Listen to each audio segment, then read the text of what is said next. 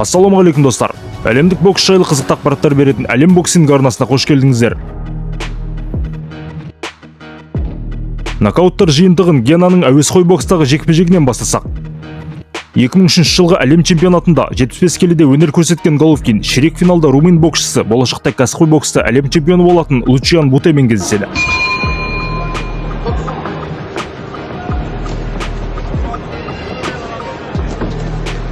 Бойы да қолдары да отандасымыздан әлдеқайда ұзын Буте алғашында Генаға соққы жасауға мүлде мүмкіндік бермейді.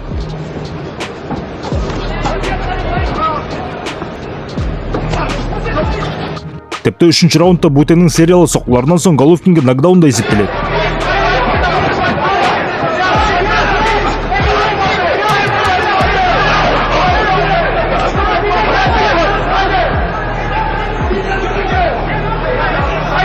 Енді Генаға жеңіске жету үшін жалғыз ғана амал қарсыласты нокаутқа жіберу болатын. Осыны жақсы түсінген ол 4-ші раундта солақай Бутеге қарсы оң қолдың соққысына салмақ салып соға бастайды.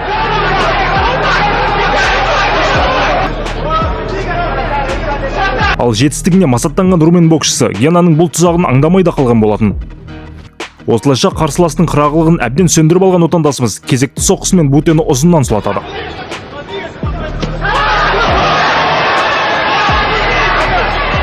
Бокста панчердің мүмкіндігі қашанда жоғары екендігін осы жекпе-жекте Гена әдемі көрсеткен болатын.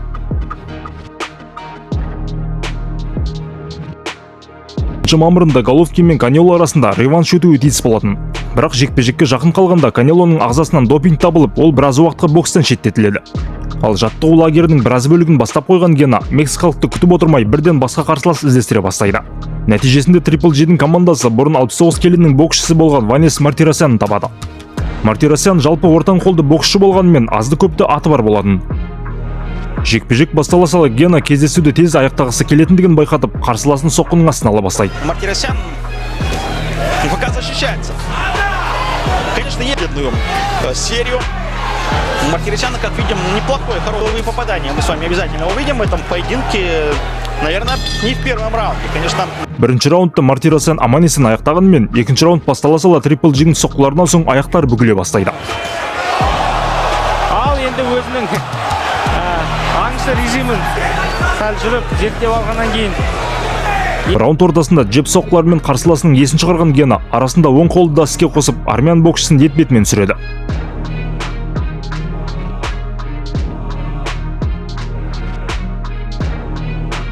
Головкин, как обычно, будет бой свой контролировать.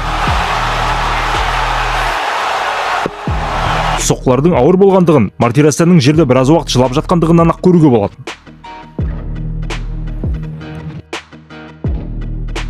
Канеломен екінші жекпе-жекте мансабында алғаш рет жеңіліс тапқан Triple G 2019 жылдың жазында рингке оралады.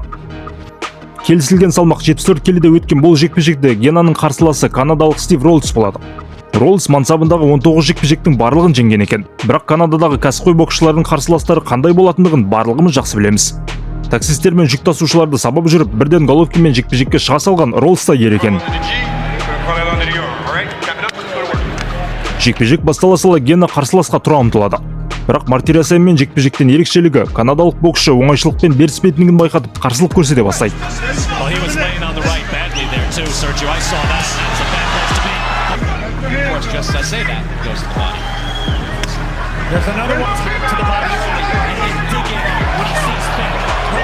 Right there, Golovkin getting hit. Grazing right hand, it was that left hook. His head back. It was the right hand, but the left jab.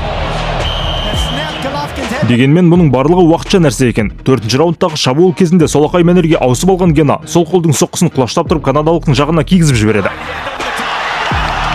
To do it. He did it with Rubio when he fought him at the stop hub, and boom, there's that left hook. And when a fighter Ес-түссіз басымен рингке қойып кеткен Роллсқа дәрігерлердің көмегі керек болатын.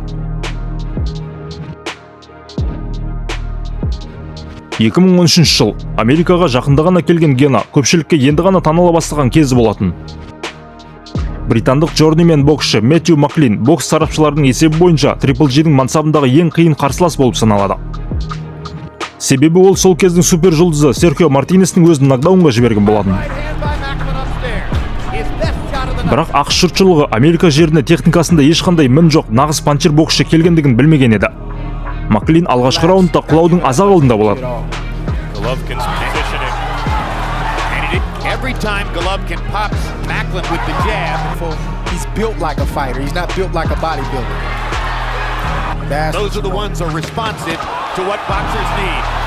Арғарай қысында еселей түскен Гена 3-ші раундта классикалық 1-2 апперкоттан соң 3-ші соққыны қарсыласының бауыр тұсына соғып алады. Golovkin's gonna have to do what he has to do. I like that.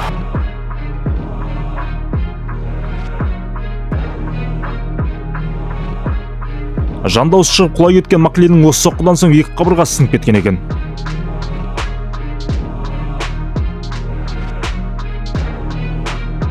Тағы да 2013 жылға оралсақ, ақшта енді ғана екі жекпе-жек өткізген Гена кезекті жекпе-жегін Европада өткізуге шешім қабылдап Монте-Карлоға келеді. Жекпе-жек аралары тығыз болып қалғандықтан тез арада қарсылас болуға жапондық Нобухиро Ишида келіскен екен.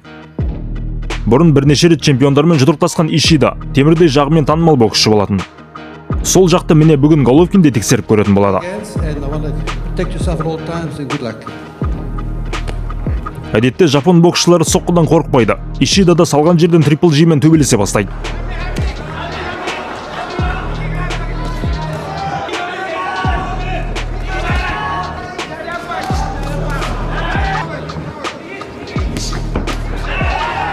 Дегенмен Гена бұл рингтің қожайыны өз екендігін көрсетіп, екінші раундта жапондықты соққымен бұрыштан бұрышқа қуалай бастайды.